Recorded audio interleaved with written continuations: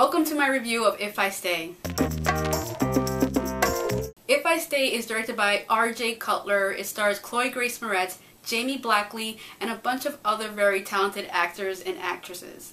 Now the premise of this movie follows this girl named Mia, who is played by Chloe Grace Moretz, and she gets into this really horrible accident with her family, and due to this situation she ends up going into a coma, and while she's in a coma she has this out-of-body experience where she's no longer within her own body, but she is experiencing everything that's going on in the hospital that she's in where her body lays. And during this whole situation she's having a battle with herself whether or not she wants to continue on living, knowing what the situation of her life is now going to be after this accident, or if she wants to pass on to not live the life that she's going to live if she stays alive.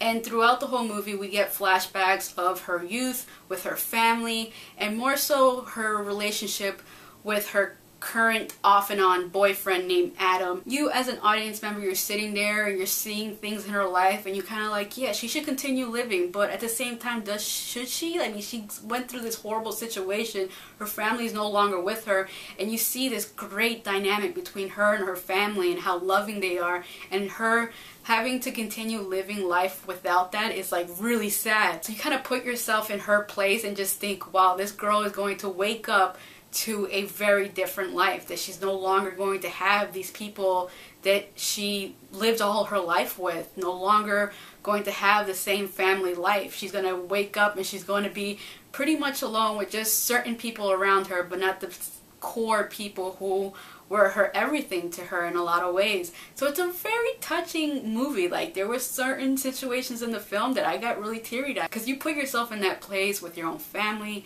and stuff like that, and then you get all emotional. You're like, oh my god, if that happened to me, like what would I do? Like, would I want to continue living, or would I want to pass on? And that's the great thing about this movie. Though, is this movie perfect? No, there was certain parts that were kind of flawed. The romance was off and on for me. At certain points it got really cheesy, but then certain points it got realistic and more relatable, which I liked. There was a point in this film where I was like, I don't know whether or not I'm gonna like this film. But then it got to a point where I was like, I'm really liking this movie and where they're going with it. So I got really into the film, and by the end of the film I was like, okay, I really like this film. It was sweet, it was sad, it had very good dramatic moments, and more so, it had great music. The other thing that I really liked about the film is that Mia was a celloist. Just having that, you know, in there was like nice. It's like, okay, that type of music I do enjoy. That type of music I can relate to in a certain extent.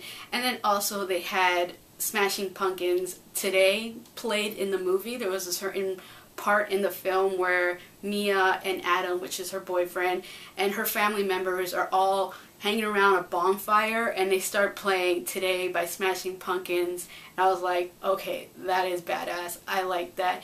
To the point that when I came home after seeing the movie, I actually looked up the sheet music for Today on violin just so I can learn it and I could play it on my own spare time, just because I thought it was so cool how they went about playing that song that I personally really like from a band that I really like on an instrument that I personally don't play, but I play an instrument similar to the cello, and that's the violin. Movies that influence you to do stuff is something that you gotta admire, and I like movies like that. And I feel like this movie inspired me to come home, grab my violin, and try to learn Smashing Pumpkins Today on the violin. Overall, I really enjoyed this movie as a film. It wasn't flawless, it had its problems, but there was a lot of stuff in it that made up for any issues I had with it. So I definitely recommend this movie to anybody who has any remote interest in seeing it. Check it out, you won't regret it.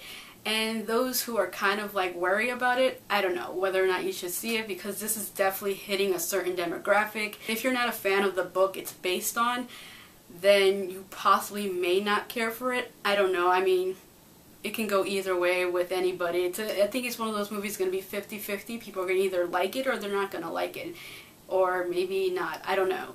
So that is my review of If I Stay. Thank you for watching, and if you haven't already, please subscribe. Boyhood is directed by Richard Linklater. It stars Ella Coltrane, Patricia Arquette, Ethan Hawke, and a bunch of other very talented actors and actresses. Now the premise of this story, it's basically about a little boy, and we follow his story from the age of 6 years old to the age of 18. So about 12 years we follow this boy's life, and this film is very famous at the moment for doing that. They actually literally follow